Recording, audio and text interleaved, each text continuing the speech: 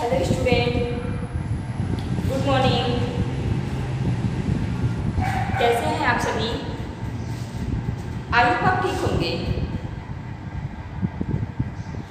और मुझे उम्मीद है कि आप पढ़ाई में अच्छे से मन लगा रहे होंगे।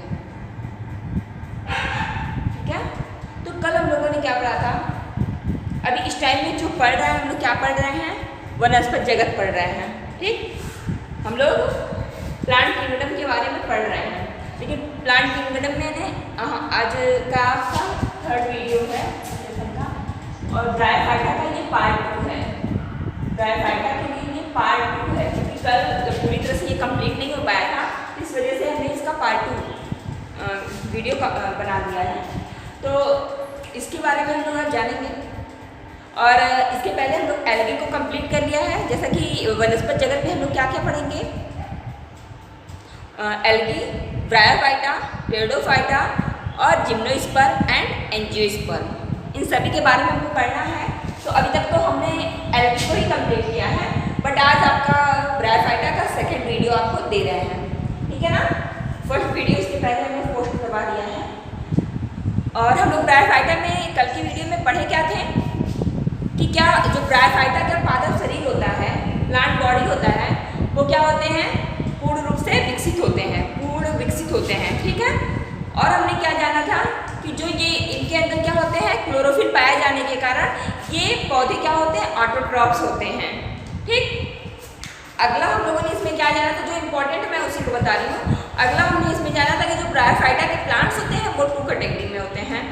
कुछ लोअर क्लास के होते हैं, कुछ हायर क्लास के होते हैं। जो लोअर क्लास के होते हैं उनके स्ट्रक्चर्स, उनके बॉडी पार्ट्स होते हैं डिवाइड नहीं होते हैं, मतलब एक थाइलस के समान की संरचना होती है उनके अंदर। लेकिन जो हायर क्लास होते हैं उनमें क्या होते हैं? उनके बॉडी पार्ट्स बटे होते हैं, जड़, तना तथा पत्तियों में वो क्या होते हैं? विभाजित होते हैं। ठीक, इतना हम लोगों ने कल जाना था। और आपने क्या जाना था कि इनके अंदर लैंगिक तथा अलैंगिक प्रोसेस दोनों क्रियाओं से क्या होते हैं? रिप्रोडक्शन होते हैं। जबकि इनमें जो मेल पोर्शन होता है क्या होता है? एंथेरिडियम होता है, और जो फीमेल होते हैं वो क्या होते हैं? आर्चिगोनियम होते हैं। मतलब इंथेरिडियम मतलब पुंधानी तथा और आर्चिगोनियम स्त्रीधानी। ठीक, पुंधानी में बनने का जो प्रोसेस होता है, स्पर्म जो बनते हैं उन्हें हम एंथ्रोजॉइड्स कहते हैं। जबकि फीमेल में जो स्पर्म अंड कोशिकाएं बनते हैं उसे हम ओस्पियर के नाम से जानते हैं। ठीक है ना? यहाँ तक आपको समझ में आया? आज हम देख लेते हैं कि जो ब्रायोफाइटा, हमने कल ही बताया था कि कल का टॉपिक हमारा क्या रहेगा? Classification of bryophyta. ठीक है, तो हम पूरी तरह से उसका क्लासिफिकेशन नहीं जानेंगे, बट ये जानेंगे कि जो ब्रायोफाइटा होते हैं उनको कितने क्लास में बांटा गया है। तो 3 क्लास में, जिसके अंतर्गत क्या होते हैं? लीवर बर्ड, एंथोसिरोटी और आपके मॉच या इनको फ्यूनेरिया भी हम कहते हैं। तो ये सभी आते हैं, जिनमें से हम इसको तो अभी नहीं जानेंगे, लेकिन लीवर बर्ड्स और मॉस हमारा क्या है? इम्पोर्टेंट है। ये दोनों हमारा इम्पोर्टेंट है, इस वजह से हम इसके बारे में जानेंगे कि लीवर बर्ड्स और मॉस होते क्या हैं। जैसा कि हम ये जान लेते हैं कि जो लीवर बर्ड्स होते हैं, अभी मैंने बताया ना कि ब्रायोफाइटा जो होते हैं वो 2 कैटेगरी में होते हैं, कुछ लोअर क्लास में होते हैं, कुछ अपर क्लास में होते हैं। तो हम रख लेते हैं कि लीवर जो होता है उसमें क्या होते हैं? थाइलस के समान की स्ट्रक्चर्स पाई जाती है, उसमें कैप्सूल का निर्माण होता है। ठीक है, तो ये जो होते हैं मतलब नम स्थानों पे पाए जाते हैं, तो इस वजह से ये निम्न की ब्रायोफाइटा। लेकिन वहीं आपको मॉस का ले लिया जाए, फ्यूनेरिया को हम ले लेते हैं अगर, तो वो क्या है? उच्च कैटेगरी में आने वाली है, क्योंकि उनके जो बॉडी पार्ट्स होते हैं, मतलब शरीर की जो संरचना होती है वो बटी होती है। किनमें? जड़, तना तथा पत्तियों में विभाजित होती हैं। ठीक है ना?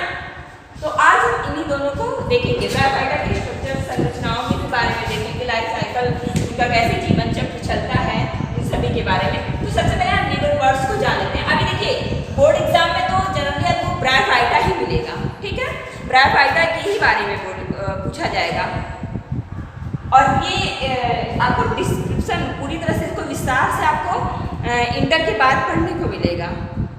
अभी तो यहाँ हम इसको पढ़ा दे रहे हैं, बेसिकली आपको सिंपली सिर्फ ब्रायोफाइटा के बारे में बताना तो वो ज़्यादा बेटर, लेकिन हमने सोचा कि आपको पूरी तरह से इसको बताते चले ताकि लास्ट में आपको कहीं भी प्रॉब्लम ना हो। ठीक, ऐसा ना हो कि आप ये बोलो कि अभी तक तो हमने इसका नाम ही नहीं सुना है, तो अभी जान लो कि ब्रायोफाइटा के ही ये भाग है। तो लीवर बर्ड्स क्या होते हैं, ये नम व छायादार, मतलब जहाँ गीला प्लेस हो और थोड़ा छाया हो, ऐसे स्थानों में ये पाए जाने वाले हैं। जैसे गीली मिट्टी हो, पेड़ों की छाल हो, पेड़ों की छाल मतलब छाए, अगर वो सूर्य के प्रकाश वहाँ अच्छी तरह से नहीं पहुँचेंगे तो उन वृक्षों में क्या होती है, हल्की हल्की नमी पाई जाती है। तो पेड़ों की छाल, दलदली नम मिट्टी, मतलब दलदल वाले प्रदेश में भी, नदियाँ या तालाबों के किनारों पे, नदियाँ हो या तालाब हो, उनके किनारों पे तो हम ये नहीं कह सकते ना, किनारों पे अगर गीला हो तो जनरली उनके किनारों में क्या होंगे, गीला स्थान तो पाए जाएंगे, तो उनके किनारों में अगर गीले स्थान हो तो उन पे पाए जाते हैं। ठीक है, कहाँ कहाँ बोला गया, गीली मिट्टी में पाए जाएंगे, पेड़ों की छालों में, ठीक है, दलदली स्थानों पे, और उसके अलावा नदियों के गीले प्लेस में, नदियाँ हो या तालाबों के गीले स्थानों पे, मतलब उनके किनारे साइड में भी पाए जाते हैं। कह रहा है कि ये थैलसाद पादप शरीर होता है, मतलब ये थैलस के आकार वाले प्लांट बॉडी होते हैं। शरीर की, इनकी जो शरीर की संरचना होती है वो थैलस के आकार की होती है। ठीक है, अब हम ये जान लेते हैं कि जो लीवर बर्ड्स होते हैं उनके अंदर रिप्रोडक्शन की जो प्रोसेस चलती है वो किस प्रकार से चलती है, उनके अंदर रिप्रोडक्शन किस प्रकार से होते हैं। तो जैसा कि हमने बताया कि ब्रायोफाइटा, जो भी ब्रायोफाइटा कुल के पौधे हैं उनमें लैंगिक तथा अलैंगिक दोनों टाइप से क्या होंगे, रिप्रोडक्शन की प्रोसेस चलती है। ठीक है, इनके अंदर एसेक्सुअल रिप्रोडक्शन भी होंगे और सेक्सुअल रिप्रोडक्शन, ये दोनों क्रियाएं इनके अंदर क्या होती हैं। ठीक है ना, तो एसेक्सुअल रिप्रोडक्शन जो होते हैं वो किस टाइप से होते हैं, उनमें जैमा की तरह की संरचना पाई जाती है। कह रहे हैं कि जैमा कब से बने, लीवर बर्ड्स जो उनके अंदर अलैंगिक जनन होते हैं वो जैमा कप के द्वारा होते हैं। ठीक है ना, जैमा नामक संरचना पाई जाती है जो उनके अलैंगिक जनन में क्या करती है, मदद करती है। तो वही कह रहा है कि अलैंगिक जनन की जो प्रोसेस होती है वो जैमा कप में होती है। ठीक है ना, और जैमा कप के द्वारा जो लीवर बर्ड्स में मेल एंड फीमेल पार्ट्स बनते हैं वो या तो एक में ही हो सकते हैं, मतलब एक ही प्लांट्स बॉडी में, ठीक है, या तो वो अलग अलग भी हो सकते हैं। बाइसेक्सुअल और यूनिसेक्सुअल मैंने आपको पढ़ाया है ना, बाइसेक्सुअल मेल एंड फीमेल दोनों एक ही में हो, यूनिसेक्सुअल दोनों अलग अलग हो। ठीक है, इस तरह की प्रोसेस आपने पढ़ा है। तो कह रहे हैं कि या तो वो एक ही में होंगे या फिर मेल एंड फीमेल दोनों अलग अलग भाग में पाए जाएंगे। लीवर बर्ड्स की प्रोसेस ये थी क्या, कि उनके अंदर जो लैंगिक जनन की क्रिया होगी वो जैमा कप में ही लीवर बर्ड्स के द्वारा, मतलब जैमा कप से ही बनेंगे लीवर बर्ड्स। ठीक है ना, और इनमें जो नर तथा मादा मेल एंड फीमेल पार्ट्स जो बनेंगे या तो वो एक ही बॉडी पार्ट्स में होंगे, सॉरी एक ही शरीर में होंगे, या तो ये अलग अलग होंगे, मतलब या तो नर अलग और मादा अलग। दूसरा कह रहा है कि इनके अंदर लैंगिक प्रोसेस जो होती है, जो एक सेक्सुअल रिप्रोडक्शन होते हैं वो स्पोरोफाइट के द्वारा, मतलब बीजाणुविद प्रक्रिया के द्वारा होता है। ठीक है ना, स्पोरोफाइट को 3 भागों में बांटा गया। जो स्पोरोफाइट प्रोसेस होती है उनको 3 भाग में बांट दिया गया था। कौन कौन से, पाद, सीटा एंड कैप्सूल। देखिएगा इस तरह से इसकी संरचना हो जाएगी, ये वाले भाग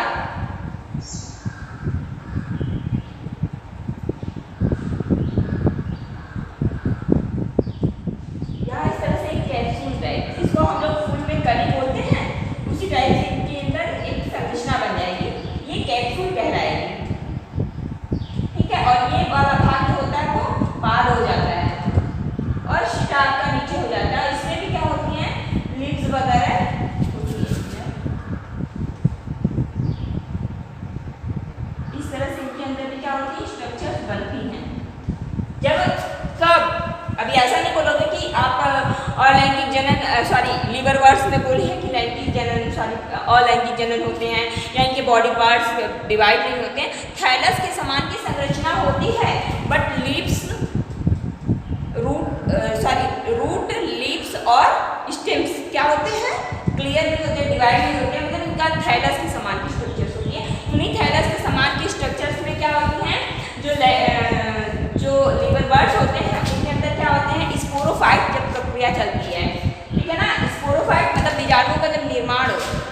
बीजाणु उद्भिद को ही स्पोरोफाइट इंग्लिश में बोलते हैं। तो उसकी जब प्रोसेस चलती है उस टाइम क्या होते हैं, स्पोरोफाइट प्रक्रिया में ये 3 भाग में बढ़ जाते हैं। वो 3 भाग कौन कौन से हैं, पाद, सीटा तथा कैप्सूल हैं। ठीक है, समझ में आया? देखिएगा इस तरह से एकदम बिल्कुल पौधे के समान की इसकी संरचना दिखेगी। ठीक है ना। अब इसी में देखिएगा इसमें क्या होते हैं, मेन पार्ट भी इसी में होते हैं। अब ये देखिए आपने वो है, यहाँ देखिएगा ये कैप्सूल हो गया। अब यहाँ देखिएगा इस तरह से स्टार की इस तरह की एक संरचना आपको दिखेगी जो इनका मेल पार्ट होता है, जो ये मेल ब्रांच होता है। ठीक है, इसको हम मेल ब्रांच कहते हैं। इनके मेल और फीमेल क्या हुए आपके एक ही में दिखने लगे, गैमेटोफाइट एंड कुछ देखिएगा यहाँ तक की प्रोसेस जो होती है गैमेटोफाइट होते हैं, युग्मकोद्भिद। और पाद से कैप्सूल तक के बीच की बात क्या होती है, बीजाणुद्भिद। क्या होती है, स्पोरोफाइट। ये गैमेटोफाइट आपका हो जाएगा और ये स्पोरोफाइट हो जाएगा। ठीक है, समझ में आ रहा है कि नहीं? आपका सबसे ऊपर कैप्सूल हो जाएगा। तो स्पोरोफाइट जहाँ बीजाणु का, स्पोरोफाइट कहते किसे हैं, बीजाणुद्भिद कहते किसे हैं, जहाँ बीजाणु का क्या हो, निर्माण हो, बीजाणु का बनना पाया जाएगा। उद्भिद, वहाँ उद्भिद मतलब होता है ना निर्माण, तो जहाँ बीजाणु का बनना पाया जाएगा वही तो होगा बीजाणुद्भिद वाला भाग। और इस गैमेटोफाइट जहाँ युग्मकों का निर्माण हो रहा है, गैमीट बनना शुरू हो रहे हैं, उनको क्या कहेंगे, गैमेटोफाइट। तो मेल में ही तो मेल में भी गैमीट बनते हैं, फीमेल में भी बनते हैं। जब वो आपस में फ्यूज करते हैं तब तो वो किसी अन्य संरचना का निर्माण करते हैं। आप लोग क्या नाम है, स्टार्टिंग से ही पढ़ रहे हो। जैसा कि आपको मैंने कल ही बताया था कि जो ब्रायोफाइटा के प्लांट्स होते हैं, जो ब्रायोफाइटा होते हैं, ब्रायोफाइटा प्लांट्स होते हैं, उनमें रूट क्या होती है, नहीं पाई जाती है। सत्य रूट तो नहीं पाई जाती है, तो पाए क्या जाते हैं उनमें, राइजोइड्स पाए जाते हैं। मूल क्या पाए जाते हैं, राइजोइड्स पाए जाते हैं। ठीक है, और यहाँ इनका क्या होता है, नीचे सबसे स्टेम, थोड़ा सा स्टेम होता है, सिर्फ नाम के लिए। इस तरह की इनकी संरचना होती है। अभी मैं स्ट्रक्चर्स आपको थोड़ा सा क्लियर करके दिखा दूंगी। ठीक है ना। देखिएगा इनका फीमेल पार्ट यही होता है, ये वाले भाग जो होते हैं जहाँ से आपका स्पोरोफाइट का निर्माण होना शुरू होता है, वो आपका क्या होता है, फीमेल पार्ट का। ये इस तरह से संरचना, गुच्छे की तरह की संरचना में पाया जाता है।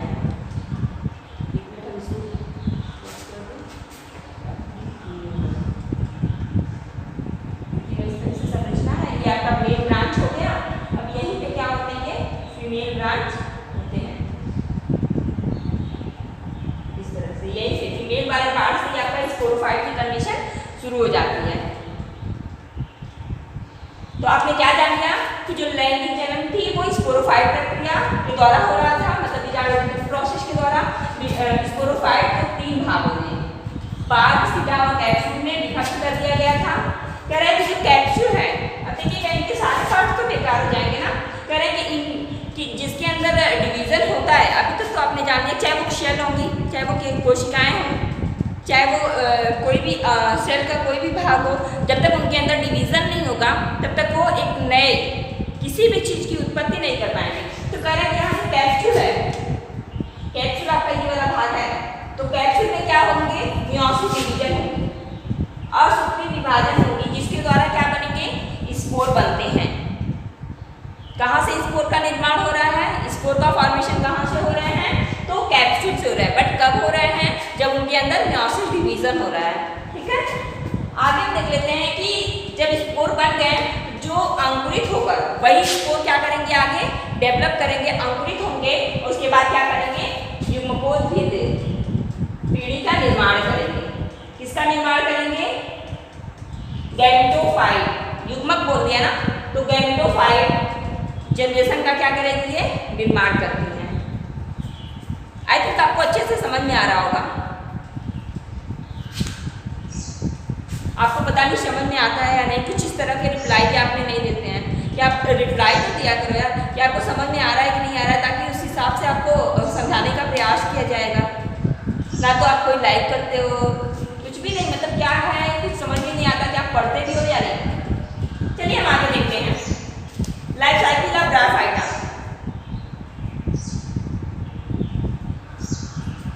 ब्रायोफाइटा का जीवन चक्र क्या होता है, ब्रायोफाइटा होते हैं उनके जीवन चक्र क्या होते हैं। इस तरह से आपको थोड़ा टफ लगेगा, थोड़ा सा टफ लगेगा, बट अगर आप समझ लेंगे तो आपको थोड़ा आसान हो जाएगा, ठीक है ना। तो हम देख लेते हैं कि जो ब्रायोफाइटा समूह होते हैं उनमें मुख्य रूप से लीवर बर्ड्स, क्या क्या आते हैं वो चीज बता रहा है, लीवर बर्ड्स, मॉस, हॉर्नवर्ट होते हैं, ठीक। कह रहा है कि लीवर बर्ड्स, अभी तो लीवर बर्ड्स के बारे में आपने पूरी तरह से डिटेल जान लिया है, ठीक। लेकिन तभी भी आप थोड़ा सा बताया उसके बारे में जान लेते हैं कि लीवर बर्ड्स नम या गीले स्थानों पर पाए जाते हैं। कहाँ पाए जाते हैं? नम तथा गीले स्थानों पे पाए जाते हैं। मुख्य रूप से अब देखिएगा कि अभी तक तो यहाँ लीवर बर्ड्स आपने जाना है, लेकिन मुख्य रूप से लीवर बर्ड्स के अंतर्गत कौन आते हैं? रिक्सिया और मार्गेंसिया। ये भी आपका बीएससी में अलग अलग पूरा रिक्सिया के बारे में पूरा डिटेल पढ़ेंगे और मार्गेंसिया के बारे में पूरा डिटेल पढ़ेंगे। ये प्रोसेस आपका बीएससी के लिए सभी मतलब कि जनरली आपका बीएससी के लिए ही है, बट आपको इंटर में भी जानना है तो आप इसको थोड़ा सा जान लीजिएगा। मुख्य रूप से क्या होंगे लीवर बर्ड्स के अंतर्गत? रिक्सिया तथा मार्गेंसिया आते हैं। कह रहे हैं कि जो रिक्सिया होते हैं उनकी जो प्रक्रिया होती है, उनके अंदर जो रिप्रोडक्शन की प्रोसेस चलती है वो स्पोरोफाइट से गैमेटोफाइट के अंदर होता है। मतलब स्पोरोफाइट प्रोसेस जो होती है, बीजाणुओं का बनना जो होते हैं वो युग्मक के अंदर होते हैं, युग्मकोद्भिद के अंदर होता है, ठीक है। अब यहाँ देख लीजिए आपको मॉस जानना है, अभी आप जानेंगे इसमें मॉस पढ़ना है आपको, ठीक है, फ्यूनेरिया पढ़ना है, ठीक है ना। तो इसको हम जान लेते हैं कि मॉस क्या होते हैं। अभी मैंने आपको बता दिया कि मॉस एक तरह से मान लीजिए कि वो उच्च श्रेणी अपर क्लास का क्या है? पौधा है, जिनके बॉडी पार्ट, उनका शरीर का जो भाग होता है वो किसमें बटे होते हैं? जड़ में, तना में तथा पत्तियों में बटे होते हैं।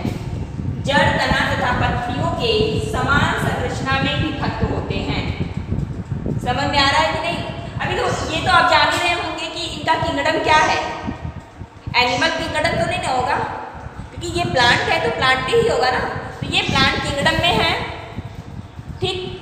ये अगर इसका डिवीजन जाने तो ये क्या है? ब्रायोफाइटा में है। क्लास जाने तो म्यूस्की है, और ऑर्डर जाने तो फ्यूनेरियल्स है। देखिएगा ऑर्डर में एल्स लास्ट में जुड़ता है, ठीक है। तो एल्स है, जहाँ लग जाए तो एल्स समझ लीजिएगा। तो ऑर्डर इनका क्या हो जाएगा? फ्यूनेरियल्स हो जाएगा। इनकी फैमिली में भी ध्यान रखिएगा, पहचानने का तरीका है एशी आता है लास्ट में, ठीक है। तो फ्यूनेरियेशी जब आ गया तो उनका ऑर्डर हो जाएगा। एल्स के लिए अगर लास्ट में एल्स लिखा है, किसी के भी नहीं समझ में आ रहा है तो उनका क्या हो जाएगा? ऑर्डर हो जाएगा। और फैमिली जब उनके लास्ट में एशी जुड़ा रहे तो आप समझ लीजिएगा कि वो उनका क्लास है, ठीक है ना। और आपका जो जीनस होते हैं वो ऑलरेडी फ्यूनेरिया है ही, ठीक है। उनके जीनस जो होते हैं फ्यूनेरिया होते हैं। अब यहाँ देख लेते हैं मॉस को जान लिया कि मॉस में जो पौधे की शरीर होती है, पौधे का शरीर जो होता है जड़ में, तना में तथा पत्तियों में बटा होता है समान रूप से। कह रहे हैं कि युग्मकोद्भिद में, गैमेटोफाइट में प्रोसेस में क्या होते हैं? एंथेरिडियम तथा आर्चिगोनियम पुंधानी तथा स्त्रीधानी पाई जाती हैं। किस प्रोसेस में पाई जा रही हैं? गैमेटोफाइट में। गैमेटोफाइट में एंथ्रीडियम तथा आर्चिगोनियम पाई जा रही है। एंथ्रीडियम के द्वारा क्या बनेंगे? जिनमें प्रायः एंथ्रोजॉयड तथा आर्चिगोनियम के द्वारा उस्फियर, तो जिनमें प्रायः एंथ्रोजॉयड तथा उस्फियर बनते हैं। मतलब पुमंग तथा अंडकोशिकाएं, पुमंग तथा अंडकोशिकाएं जब बन गए तो अब आगे की प्रोसेस तो आपको खुद ही समझ में आ जाना चाहिए कि जब एंथ्रीडियम मतलब एक मेल था और दूसरा आर्चिगोनियम एक फीमेल था। अब मेल और फीमेल से मेल गैमेट तथा फीमेल गैमेट बनेंगे, तो गैमेट को तो नहीं बताया, बट मेल से मेल गैमेट तथा फीमेल से फीमेल गैमेट बन चुके हैं। अब मेल से क्या हुए? एंथ्रोजॉयड का बनना पाया गया और फीमेल से उस्फियर का बनना पाया गया, मतलब पुमंग का और अंडकोशिकाएं बन गई। अब उसके बाद क्या प्रोसेस होती है? दोनों के फ्यूजन की, संयुग्मन की प्रक्रिया होती है। वो जब आपस में संयुग्मित होंगे तो उनके अंदर फर्टिलाइजेशन की प्रोसेस होंगी, उसके फलस्वरूप क्या होते हैं? कुछ बनते हैं। तो हम देख लेते हैं, स्फीयर एंथ्रोजॉइड्स और ओ स्फीयर बन गए, तो अभी ये दोनों क्या हैं? अभी ये दोनों तो यन की कंडीशन में है ना, एंथ्रोजॉइड भी एक अलग है, ओ स्फीयर भी अलग है, तो ये यन की संरचना में है। तो कह रहे हैं कि एंथ्रोजॉइड्स तथा ओ स्फीयर हैप्लॉइड होते हैं। एंथ्रोजॉइड तथा दोनों के जो द्वारा एंथ्रोजॉइड सिक्रीट मतलब उमंग तथा अन्य कोशिकाएं जो हैं अभी अगुणित अवस्था में हैं, लेकिन जब आपस में फ्यूज करेंगी, जैसे ही दोनों का मिलना हो जाएगा, वो क्या हो जाएंगे? डिप्लॉयड कंडीशन में हो जाएंगे। तो दोनों के संयुग्मन से जाइगोट का निर्माण होता है। दोनों के फ्यूजन से जो हो रहा है वो जाइगोट का बनना पाया जा रहा है, जो डिप्लॉयड कंडीशन में होती है। क्या होती है? डिप्लॉयड कंडीशन में होती है। कह रहा है कि यहाँ से स्पोरोफाइट स्टेज क्या होती है? प्रारंभ हो जाती है। यहाँ से गैमेटोफाइट की कंडीशन, गैमेटोफाइट का बनना शुरू हो जाता है। कहाँ से? जब दोनों आपस में फ्यूज हो गए, संयुग्मित हो गए, जाइगोट का निर्माण हो गया, अब उसके बाद क्या होंगे? स्पोरोफाइट, बीजाणुओं का बनना शुरू हो जाएगा। ठीक है, अब हम थोड़ा सा क्या जानेंगे मॉस के बारे में, थोड़ा सा डिटेल। जो उनके तना होती हैं, जो उनके स्टेम होती हैं, जो उनके लीव्स होते हैं, वो किस प्रकार, रूट तो आपको पता ही है कि रूट जो होते हैं वो सतही ही होंगे। जड़ तना तथा पत्तियों में जब विभक्त होते हैं तो उनकी जड़ तो जड़ी होंगे, लेकिन जो उनके तना होती हैं, ठीक, स्टेम भाग जो होता है और जो लीव्स वाला भाग होता है, उनके स्ट्रक्चर्स कहते हैं कैसे होते हैं, हम उसको जान लेते हैं। लेकिन सबसे पहले हम जान लेते हैं कि ब्रायोफाइटा का एक साइकिल जो होता है।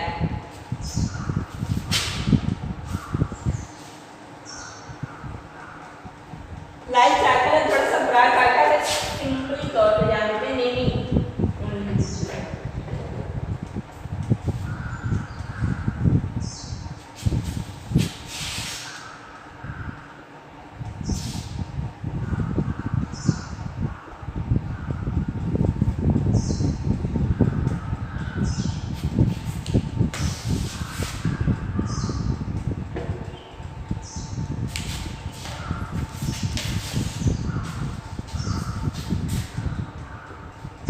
देखते हैं, ये आपका है ब्रायोफाइटा।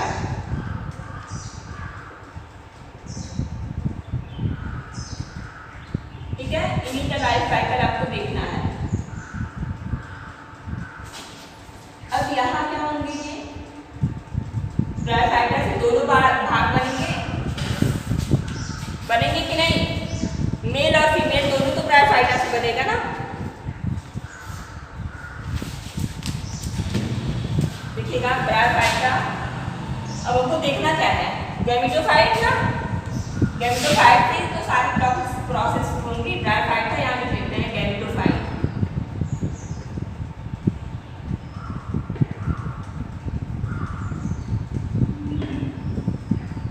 ठीक, अब यहाँ क्या बन जाएंगे आपके? फीमेल,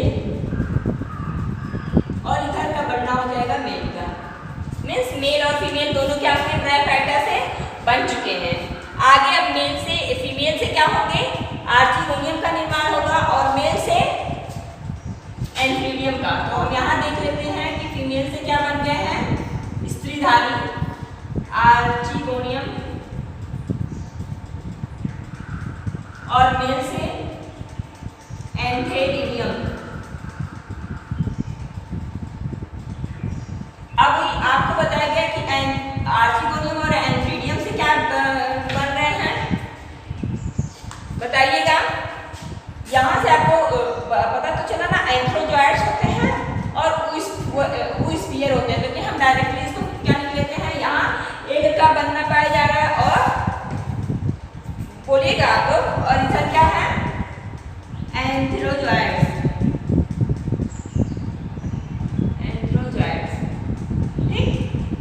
जान लिया आपने। अब इन दोनों के मिलने के बाद अभी आपने क्या पढ़ा कि दोनों क्या हो रहे हैं आपस में? अभी तो ये देखिएगा, जो एक है ये भी आपकी यन है, और ये भी क्या है? यन है। इस वजह से इनको क्या कहते हैं? हैप्लॉइड कहते हैं ना। हैप्लॉइड कंडीशन होता है। यानी जो होता है जब ये आपस में फ्यूज कर लेंगे, 2n हो जाएंगे, तो आपके क्या होते हैं? डिप्लॉइड कंडीशन में होते हैं। तो हम यहाँ देख लेते हैं कि यहाँ संयुग्मन हो जाएगा, होगा कि नहीं? ये यक्स थे अभी,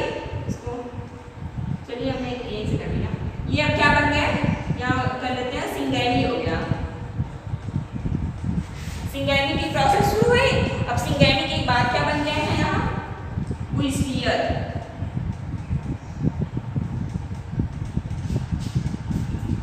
यहाँ स्फीयर का निर्माण हो गया, हुआ ना। अब हम आगे क्या, अब देखिएगा एक चीज, यहाँ ये नियम थे जैसे इनके अंदर सिंगैमी हुई, संयुग्मन की प्रक्रिया हुई तो ये क्या हो गया, तो स्फीयर में बने, बट ये 2n की संरचना में हो गया, दिखा कि नहीं, 2n हो गए। अब ये आगे भी तो डेवलप करेंगे, इनका तो अभी ग्रोथ होता ही रहेगा। अब ये स्फीयर हो गए, मतलब अंडकोशिकाएं जो इनके अंदर बन गई हैं, तो अब ये क्या करेंगे, एम्ब्रियो, भ्रूण का निर्माण करेंगे, तो यहाँ क्या होंगे, एम्ब्रियो डेवलप होंगे, ठीक। एम्ब्रियो के बाद क्या होगा, फिर इनके अंदर स्पोरोफाइट प्रोसेस शुरू होगी, मतलब बीजाणु की प्रक्रिया, वहां तक तो आपने अभी देखा ना, स्पोरोफाइट। अब अभी देखिएगा ये 2n की कंडीशन में ही है, ये स्पोरोफाइट तो प्रोसेस है, ठीक। तो अभी ये 2, अब यहाँ से स्पोरोफाइट प्रोसेस क्या होगी, स्टार्ट होगी। तो अभी ये 2n की कंडीशन में थी, अब यहाँ क्या है कि कैप्सूल का बनना पाया गया, अभी भी ये क्या है, 2n की ही संरचना में है, ठीक, कैप्सूल बना।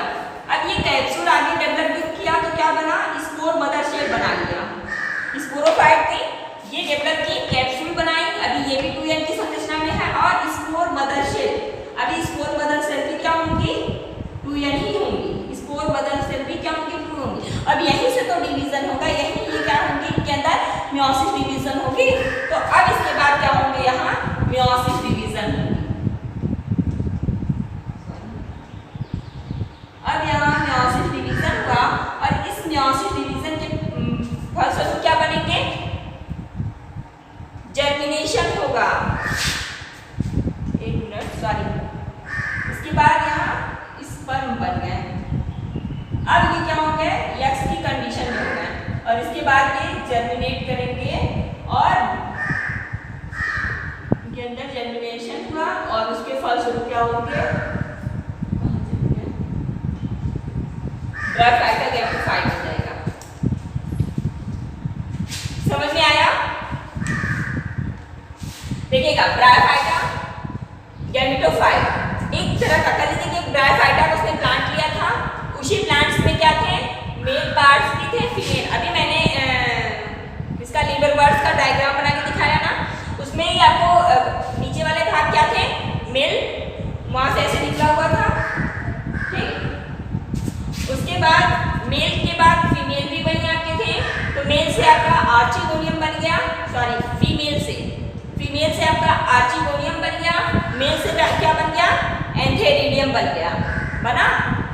अब आर्चिगोनियम से एक मतलब अंड कोशिकाओं का, और यहाँ उमंग का निर्माण हो गया, जो दोनों क्या है, अवगुणित अवस्था में है, n की कंडीशन में है, उनके अंदर संयुग्मन हुआ, सिंगैमी हुआ, उसके फलस्वरूप ऊष्फीयर का निर्माण हुआ, ठीक है। उसके फलस्वरूप क्या हुआ, ऊष्फीयर का निर्माण हुआ, जो 2n की कंडीशन में है, जो डिप्लॉयड कंडीशन में है, उसके फलस्वरूप जैसे वो डेवलप ग्रोथ करेंगे, एम्ब्रियो का निर्माण होगा, फिर उनके अंदर ग्रोथ होगा, स्पोरोफाइट प्रोसेस शुरू होगा, अभी वहां हमने लिखा स्पोरोफाइट स्टेज प्रारंभ हो जाएगा, जब वो डिप्लॉयड कंडीशन में हो जाएंगे, डिप्लॉयड कंडीशन में हो जाएंगे तो उनके अंदर स्पोरोफाइट प्रोसेस शुरू हो जाएगा, उसके फलस्वरूप वहाँ कैप्सूल का निर्माण हो गया।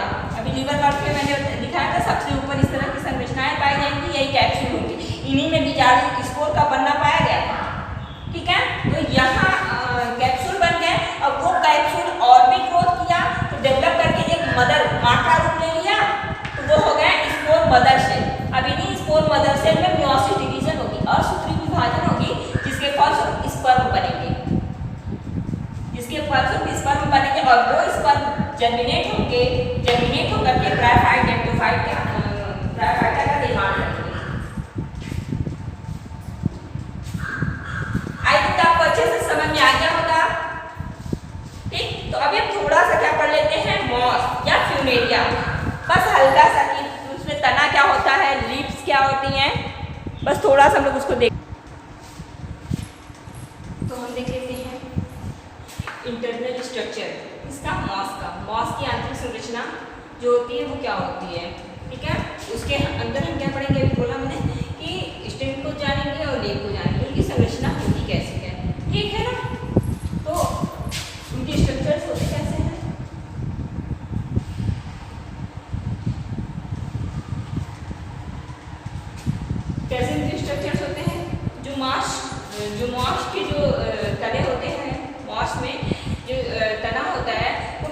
सीधा होता है, बेलनाकार होता है, बेलन के आकार का होता है, सरल होता है मतलब बिल्कुल सिंपल होता है, आवृत तथा अंडाकार पत्तियों से घिरा रहता है। कैसा होता है?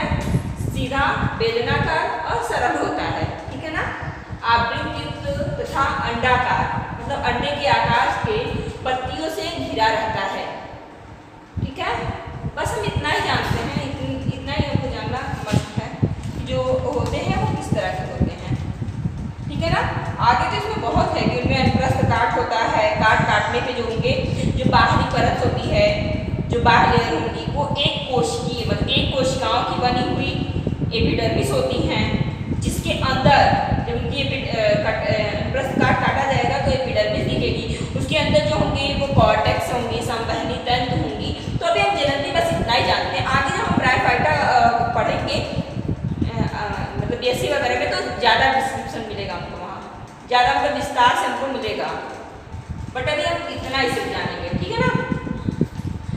लीफ जिनकी पत्तियाँ होती हैं वो कैसी होती हैं? सरल होती हैं, आवृत युक्त होती है मतलब आवृत वाली होती हैं तथा अंडाकार होती हैं। अभी तो ऊपर आपने जान लिया। कह रहे हैं कि जो अग्रशिरा, पत्तियों का जो अग्रशिरा होता है वो थोड़ा नुकीला होता है और पत्राधार, तो पत्ते जो होते हैं वो पत्राधार मतलब आधार वाले होते हैं।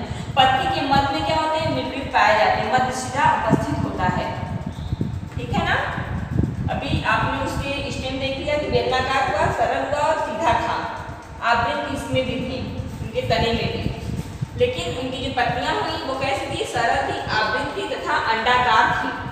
उनकी जो पत्तियां थी उनके एक किनारे पे नुकीला था तथा वो पत्राधार था मतलब वो थोड़ी चौड़ी संरचना में थी, जिनके बीच में मिडरिप पाया जाता था, मध्यशिरा पाया जाता था। अब हम देख लेते हैं कि आर्थिक महत्व क्या होते हैं ब्रायोफाइटा के। ब्रायोफाइटा के मतलब इकोनॉमिक इंपॉर्टेंस ऑफ ब्रायोफाइटा। तो अभी हम क्या देखेंगे कि ब्रायोफाइटा जो होते हैं वो मृदा के संरक्षण में भी मदद करते हैं और मृदा निर्माण में भी मदद करते हैं। अब वो मृदा संरक्षण में कैसे हमारी मदद करते हैं? मृदा को कैसे संरक्षित करते हैं? तो कह रहे हैं कि जब मॉस जो होता है वो मृदा के ऊपर, मिट्टी के ऊपर, जैसे ये मिट्टी की मान लीजिए लेयर है, तो मॉस जो होते हैं इनके ऊपर एक समूह में आकर के परत बना लेते हैं, एक लेयर बना लेते हैं। अब एक लेयर बन गया तो उस जो भी प्रभाव पड़ेगा उस मॉस के ऊपर ना पड़ेगा, उस मॉस के लेयर पे ना पड़ेगा, ऐसा तो नहीं कि मृदा के लेयर पे पड़ेगा। तो इस तरह से मृदा क्या हो जाती है? संरक्षित हो जाती है और सुरक्षित रहती हैं, ठीक है। इस तरह से ब्रायोफाइटा क्या करती हैं? मिट्टियों की सुरक्षा करती हैं। जो मॉस होते हैं वो समूह में मृदा के ऊपर आकर के एक लेयर बनाएंगे, एक परत बना लेते हैं, जिसके कारण आपका मृदा पूरी तरह से संरक्षित रहता है। और मृदा का निर्माण कैसे होता है? जैसा कि मैंने आपको बताया था कि जो लाइकेन जो थे वो चट्टानी एरिया में पाए जाते थे, ठीक है ना, चट्टानों पे भी पाए जाते थे। उनके साथ में उनकी हेल्प के लिए मतलब कवक और शैवाल भी रहते थे। तो इसी तरह से ये ब्रायोफाइटा लाइकेन के साथ ही चट्टानों पे विकसित होते हैं। जैसे लाइकेन चट्टानों पे विकसित होता है, वैसे ब्रायोफाइटा भी क्या थे? चट्टानों पे ही विकसित होते थे। लेकिन लाइकेन नष्ट नहीं होता था, जबकि ब्रायोफाइटा क्या होता है? स्वयं नष्ट हो जाता है, स्वयं वो टूट जाता है, विखंडित हो जाता है। और नष्ट होकर के वहाँ ऐसा नहीं पूरी तरह से वो समाप्त हो जाते हैं, एक कार्बनिक पदार्थों के रूप में वहाँ पड़े रहते हैं। वहाँ कार्बनिक पदार्थों के रूप में क्या होते हैं? इकट्ठा होते जाते हैं। और इकट्ठा होते हैं तो उनके अंदर कुछ इस प्रकार के तत्व होते हैं जिनके कारण वो इन पदार्थों से, इन कार्बनिक पदार्थों से ही मतलब चट्टान छोटे छोटे टुकड़ों में टूटना शुरू हो जाते हैं। जो चट्टान होते हैं वो छोटे छोटे टुकड़ों में क्या होते हैं? विभक्त हो जाते हैं, और वही छोटे छोटे टुकड़े क्या करते हैं? मृदा का निर्माण करते हैं। समझ में आया कैसे मृदा का निर्माण कर रहे हैं? कि वो ब्रायोफाइटा भी लाइकेन के साथ ही चट्टानी एरियाओं में क्या होते हैं? विकसित होते हैं, मतलब पाए जाते हैं। लेकिन लाइकेन तो नहीं नष्ट होता, बट ब्रायोफाइटा क्या होते हैं? स्वयं नष्ट हो जाते हैं, और नष्ट होकर के वहाँ कार्बनिक पदार्थ के रूप में वहाँ पड़े रहते हैं। कार्बनिक पदार्थ मीन्स जो भी कार्बनिक पदार्थ तत्वों के रूप में क्या होते हैं वहाँ उपस्थित होते हैं। अब ये तो आपको केमिस्ट्री के माध्यम से ज़्यादा बेटर पता चल जाएगा। उसके रूप में वहाँ ये पाए जाते हैं, ठीक है ना। और लास्ट में वो क्या करते हैं, वो कार्बनिक पदार्थ इतना हार्ड होते हैं, मतलब इतना कर लीजिए कि क्या बोले उसको, इतनी ज़्यादा मतलब वो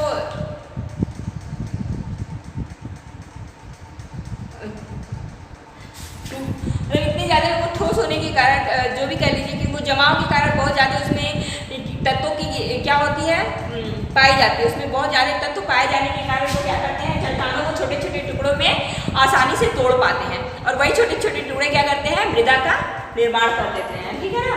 आगे हम देखते हैं कि तीसरा क्या बोल रहा है, कह रहा है कि चट्टानी व बर्फीली एरियाओं में जो मॉस होते हैं, जो फ्यूनेरिया होते हैं, वो चट्टानी और बर्फीली इलाकों में, अब बर्फीली इलाकों और चट्टानी इलाकों में तो हम चारा तो नहीं उगा सकते ना, तो ये मॉस क्या करते हैं, चारा के प्रयोग में लाए जाते हैं।